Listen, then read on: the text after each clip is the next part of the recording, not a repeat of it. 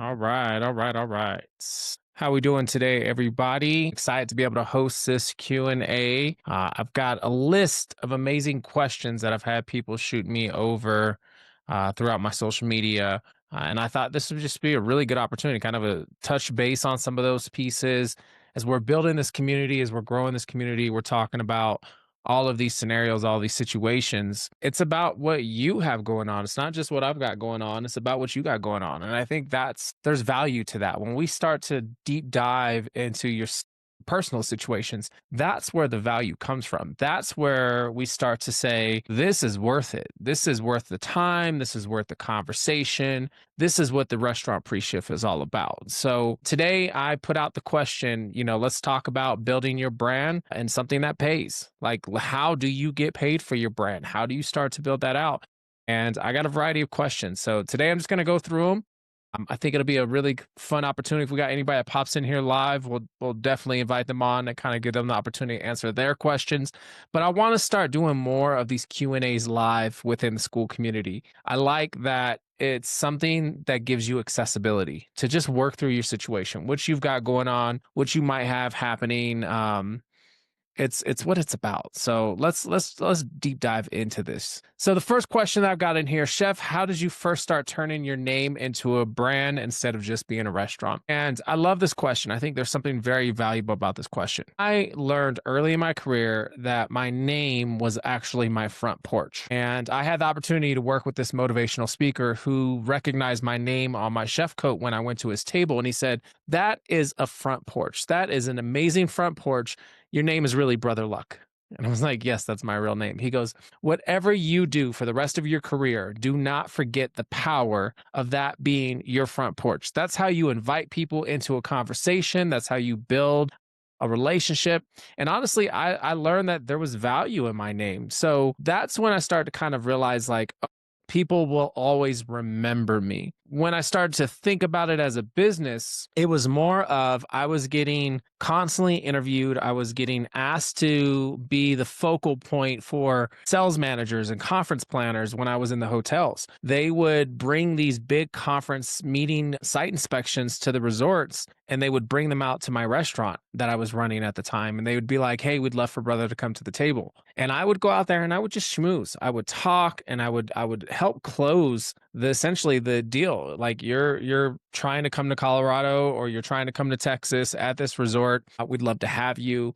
I'm so excited to be a part of it. Like I learned the power of being able to help someone close a deal. And that just kind of led into it naturally of like exposure, opportunity. And then once I started to see how TV shows were using my name, how they were spinning little puns and, backing things behind it, that's when I started to think of myself as the brand. Like Brother Luck has become my brand. So now when I'm looking at my brand, how do I actually start to build products underneath of that? Like if that's the brand, what are the products that are associated with it? So the restaurant was a product and I had to start thinking about my restaurant as a product, not just as my identity.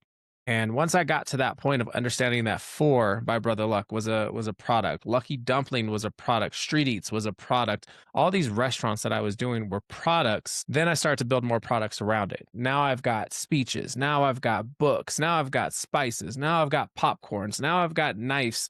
Like all of these things fall underneath of that brand.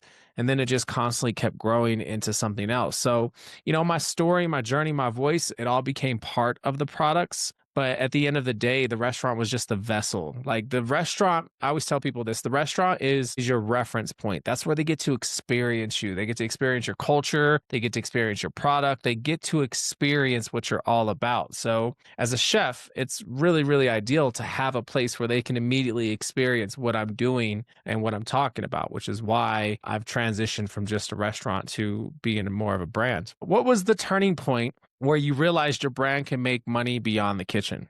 That's a really good question. I think for me, where I realized that I could make money beyond the kitchen was coming off of Top Chef.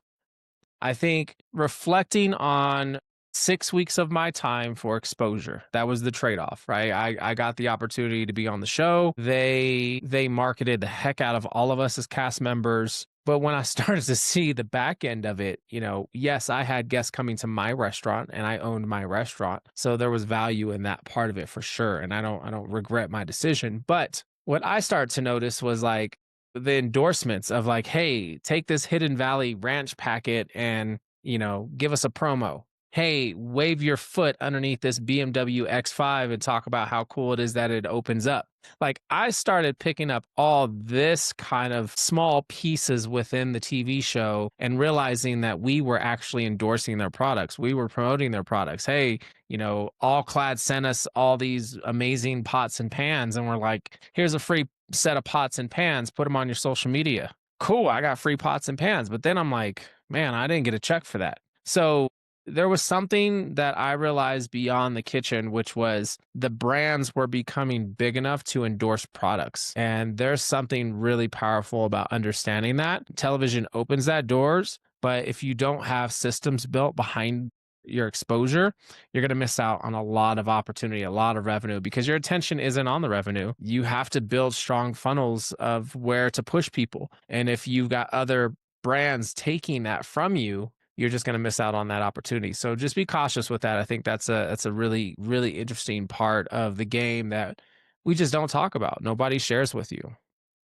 Here's a fun question. How did you decide which opportunities align with your brand and which ones are just distractions? Man, oh, here's a good kind of note on this. Does this feed my mission or does it feed my ego? I put together we call it my kitchen cabinet, and it was an experience of all these people who have been somewhat involved in my career at some point that I respect, and we brought them all together to just kind of analyze and assess my brand with a moderator. And the facilitator, she like really did a great job of like, let's ask the tough questions. And it was not easy. I don't really advise this for a lot of people because it was really hard for me personally. But one of the things I walked away with from that experience was you have to create a funnel you have to create a filter to really decide if things make sense for you, right? Is it feeding your ego or is it feeding your mission? Right? Does it have a monetary value? Does it have a community value? Does it have a personal value? Like, does it fit into that box as you work through it? So once you get past the excitement of being included, being invited, being asked to be involved, then you have to look at the next part of that, which is, does it make sense for me? And I always ask that question now. And just because it's cool to be invited, does it save me time and money? I mean, I have to really think about those things. And, it's not always monetary. It's not always cash. It could be my time that I'm giving up. And is it worth it? Like time is everything. That's the most expensive thing that I have. So I've learned that no is not a bad word. You can say no, be polite about it, but really think about like where you're giving your time away, where you're putting your efforts into. Does it fit into your own filter? Write your own filter. Give yourself 3 things that it has to meet for you to even consider it. And I think once you start to do that, you'll start to filter out the things that don't make sense at all. Like, honestly, one TV show was like, hey, if you do this show, we need you for 2 weeks. And in return, we are not going to pay you. And there's not really any prize money. You just get exposure. So I'm going to give you my brand. I'm going to give you my skill set, and I'm going to give you my personality for nothing. Some exposure. And honestly, it was like a social media post, or like that was the platform that they were giving you, which made no sense at all. So you just got to kind of, go through those pieces of it. Oh, I like this question. When you work with bigger companies, how do you protect your creative control? Contracts. You have to have contracts in place. You have to have everything laid out, not in the conversation, but in writing. Have your legal team looking at these things. Make sure that everything is in writing, how they're using your logo, how your menu items are going to be executed, what the media rights actually are. Partnerships are great on both sides when they both win. Like, we both have to win in this. So we've got to come to an agreement on paper, and that's where you have to remove the personal out of it. When you don't have control of your story, that's when you lose ownership. And I think that's the biggest thing that you've got to decide. Does it make sense for your filter? Are you protected? with your IP? Are you protected with your brand? Are you in control of your narrative? Like honestly, doing a lot of competition shows, you have no idea how they're going to do the edit. So how are they going to portray you? Like what if you're the villain? You've got to fight your way out of that narrative that you had no control over that could truly affect you. I mean, most people don't want to go eat at the villain's restaurant. That could damage your brand, that could damage your business. So, you just have to be very cautious with like what you agree to. So, when you're getting on these TV shows, I encourage you have legal look at the contracts. And just know that if you say no or you ask for changes, they might move on because there's a saturation in the market of chefs who are willing to do it without looking. So just kind of know like you're protecting yourself and that's the right thing to do. As someone who has been locked into a lot of contracts and didn't read the fine print, that's my advice to you is just make sure that everything is in writing on a piece of paper. There should be no surprises. There should be no guesswork. Like it should 100% be legit and clear. What's your process for pricing yourself, whether it's a collab, a speech or a course? Man, there's a tough piece to that, like figuring out what you're worth, like and putting a price point on it. My challenge with that is my price equals value plus outcome. And I think that's what I need to be thinking. I'm charging you for what I bring and what you get. Like you're getting two things. I bring years of experience to the table. I bring years of knowledge and mistakes. I bring a message. I bring a voice. I bring a skill set. And this is what you get out of it. So that's usually the first thing that I start to determine when I'm deciding my price points. I am looking at market and I'm looking at where I want my brand to be, where my brand sits within that market as far as like, competition or comp surveys. Like I'm looking at where I stand at within that. If my presence is going to sell out your dinner or it's going to sell out your conference, that's a measurable return on your investment. And I think that's the easiest way to start selling your price point. And don't be afraid to put your price point at a number where they might say no. And that's a real statement. That's okay. They might say yes. So why not set your price points as high as you can and make sure that, it's to a point, right? It's got to make sense for what you're selling and within the market that you're competing in. But at the same time, don't charge for your time, charge for your transformation because that's the value. If I get on stage and I'm giving you a story, I'm also thinking about multiple ways of how to negotiate my contracts because it could be more than just a speaking fee, right? I'm including books and now I can work books into it, or I'm including a certain dinner that I might do or a workshop that I might include for your team. Like there's many ways of how I can structure my deals, but I'm always thinking about it as far as that side. So, it's a value on all of those pieces. And, it's a tough place to walk because there's insecurity of like we put less value on ourselves than other people will. So sometimes it's worth having someone negotiate on your behalf. Like set your price points and let someone else negotiate it that you trust that is a part of your team who can have those conversations and set that price point. When you got a killer on your team who's like they know how to close and get you what you deserve, they're going to fight for you. So it's a good piece, but also don't be afraid to fight for yourself. Like sometimes you've got to fight for yourself, and it's just a real piece of it.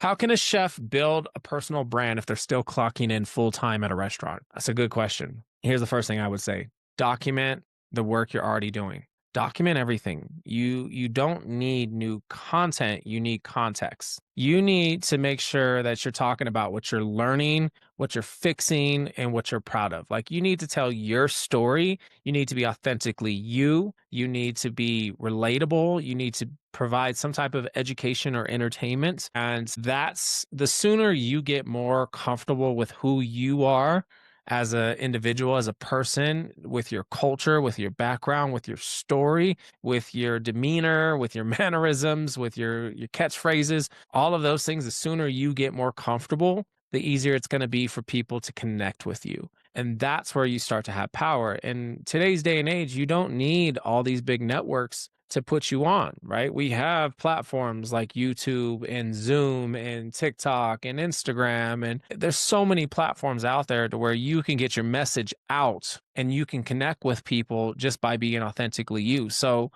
just be comfortable with that part of it. I think that's something that people don't build their brands around perspective. They're focused on building it around positions.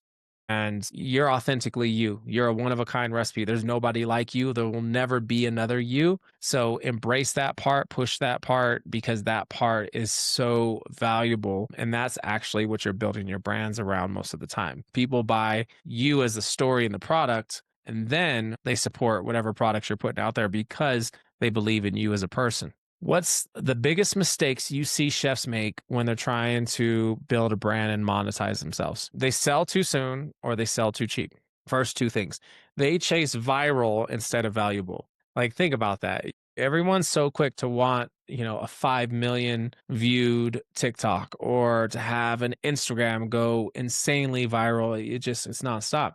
The problem is that you're not monetizing it. You didn't strategize it. You don't have products for it to funnel to. So you get this great amount of exposure, and if you don't have anything for it to go after, why it doesn't matter, right? All you did was get overwhelmed with messages to where you had to turn off your comments because it was just too much. And then you get into the battles of the comments, which is like it's a whole crazy deep dive that you don't want to get into. So don't do it too fast. Make sure that you are defining what your brand stands for. You understand that everything looks like a business.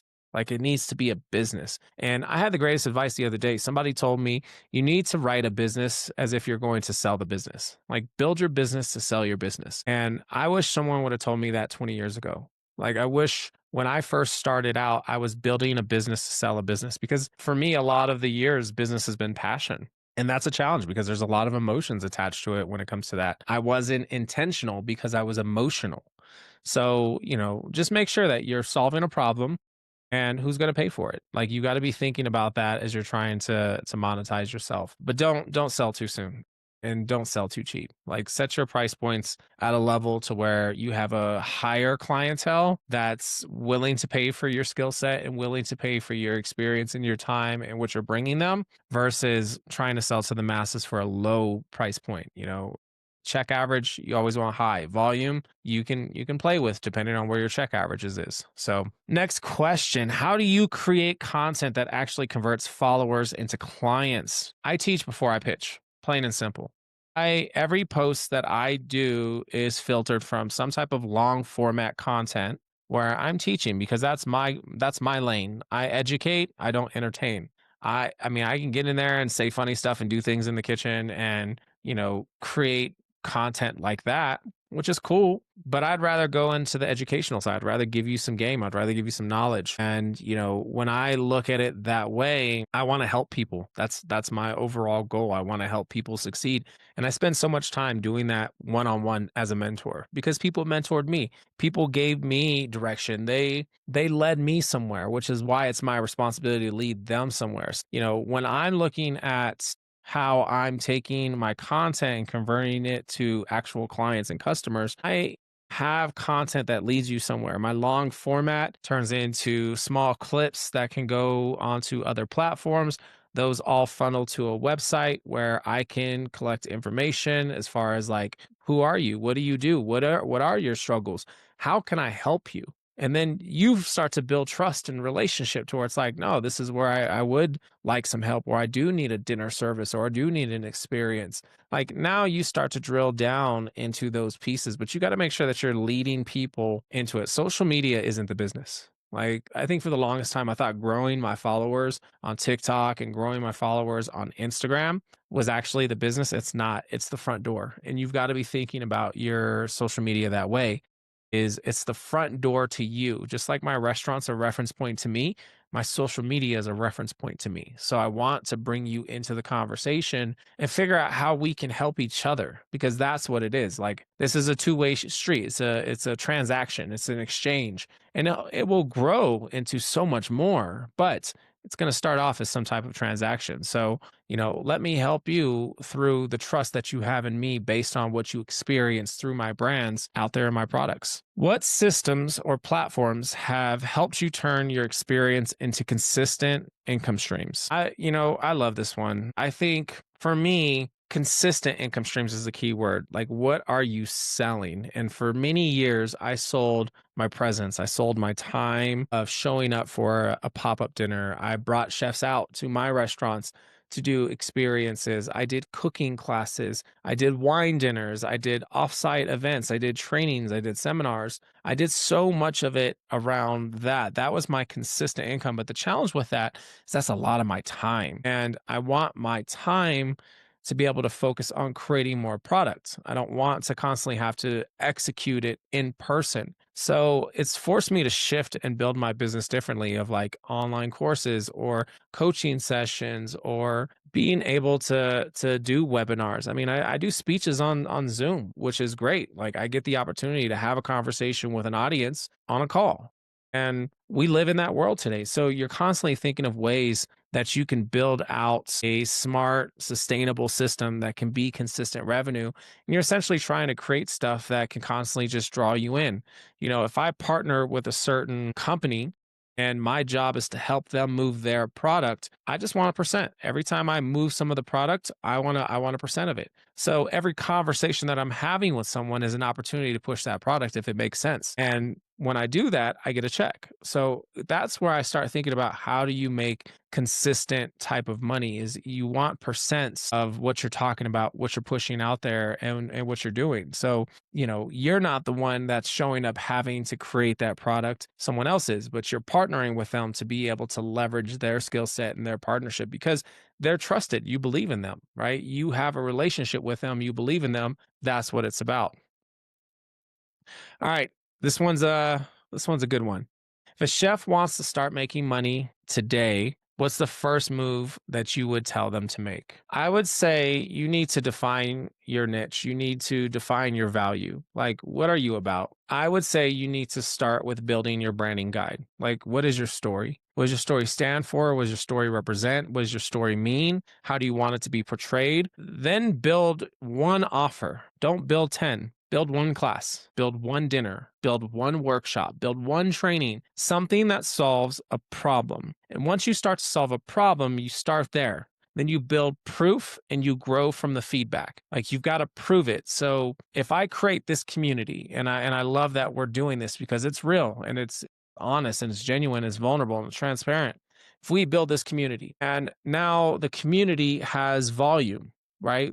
And now there's people talking, there's people interacting. We've created something that shows that there's proof and it works. Like I built my online classes to help people in the restaurant industry, chefs, restaurateurs, GMs, bartenders. I wrote my courses to help them understand how to make better money in a restaurant. I'm watching my leaders go through this course and then come to my meetings with me and actually have very educated conversations because they're more aware. Like we're giving them value. So I'm actually seeing the proof of concept and then I'll capture their feedback because they're doing it on a day-to-day basis.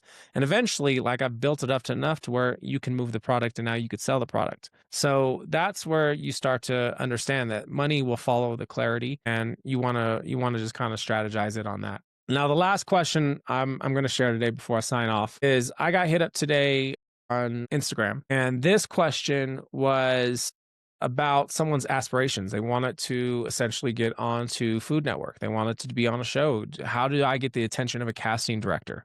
This is my advice, and I'm going to share this with you all because I did it my way. There's no wrong way of how you get someone's attention, but here's what I did. Understand that with television and entertainment, it's truly that. It's entertainment. You need to be entertaining. You need to capture attention. So when it comes to like filling out the applications of being on the show, what's the first thing I usually have you do with a casting agency? I'm obnoxious. Like straight up, I'm obnoxious.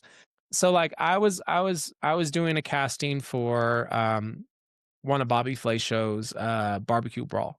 And I had a couple friends that were on the show and they were like, "Yeah, you should do it." So I was like, "Cool, I'll do it." I got the casting paperwork and then it said upload your resume. And instead of uploading my actual resume, I went and typed on Microsoft Word, season 9, episode 16. I already beat your boss with barbecue. Like I was obnoxious, but it got me a phone call back within 24 hours of the casting agent. She was so impressed with the humor that I had in my application that she called me back, which allowed me to have a conversation to see if the show fit or not. And I think there's something to be said about that. Like you have to stand out amongst many because they're casting. They're comparing you to see if you fit into a profile for the show. And then you got to be entertaining, right? Your skill set will back it up. You obviously do what you do as a profession, but you've got to be able to entertain. If you can't get in front of a camera, you can't get in front of a microphone, you can't get in front of an audience, then you do not belong in the entertainment industry because it's not the hospitality industry. So if you're looking to get on television, you're looking to get on Food Network, you need to figure out what's your niche of how you capture someone's attention. And you got to do it through your writing. You got to do it through your speaking. You've got to do it through your presentation. And it's got to be loud enough that they see you, they hear you, and they want to talk to you more. Like leave them hanging. Make them curious. When they asked me about doing Beat Bobby Flay originally, they were like, "What's your signature dish?" And I gave them a couple dishes that just didn't make sense for them. So I flipped the question during the call. I said, "What show do you want to film that you can't find a contestant for?" And they were so caught off guard by that. He said, "That's a great question. I really want to do a barbecue episode on 4th of July." I go, "Done." And he's like, "How are you going to do barbecue in 45 minutes?" I go, "I don't know. I'll call you back tomorrow. I got to go buy a pressure cooker. I have to figure it out." Like that is how I ended up getting onto that show. Was I was good in my interview with my comments and my thinking and my approaches, which made me interesting. And then he knew that I was going to be a good entertainment value, which is why every year when that barbecue episode comes out on 4th of July, it's awesome to watch because one, I win. Shouts out to me. But two, it's funny. Like, I mean, I rip a refrigerator door off the hinges and I'm talking smack to Bobby and they're having fun with my name. Like, it is win after win after win after win. Plus, in front of the camera, I could talk. And I can't tell you how many times I got this comment where, like, you speak so well. You're so well spoken. And it was just so funny because that's just who I am. Like, I'm naturally like that's in front of anyone. So, you just got to kind of leverage that piece of it. But I'm going to sign off, y'all. Appreciate you hanging out for our Q&A today. I'm going to chop this up. I'm going to put this content fully on YouTube. So if you're not following our YouTube, subscribe. It's the Restaurant Pre-Shift. And then I'm going to put it all into some smaller clips. We're going to throw it on TikTok. We're going to throw it on Instagram. Get some gems out there. We'll get some captions on this thing. And stay tuned, man. If you're not a part of the Restaurant Pre-Shift on School, you should be. There's so much information. I'm putting so many courses out. It's free to join. I encourage you to get in there, subscribe today, get in there, read some of the dashboard. There's so much good stuff in there. And then I've got a couple free courses that you can go through as far as restaurant reset, menu psychology, things that you should be thinking about, 10-minute, 1-minute lessons that you can pick up that you should be paying attention to in your restaurant, little things like that. So check it out. And then, if you get into those and you find those valuable, hit me up for the bigger ones. I got some bigger courses. Digital CEOs was a big inspiration for me from a friend of mine, which encouraged me to create the Culinary CEO because we want to help you become a CEO. That's the goal. That's what I'm pushing out there. That's what I'm actually teaching is I'm teaching you how to be a better CEO within your business, within your brand. So from me to you, enjoy. Peace out, brother Luck. Y'all have a good day, man. Restaurant Pre-Shift. Let's go.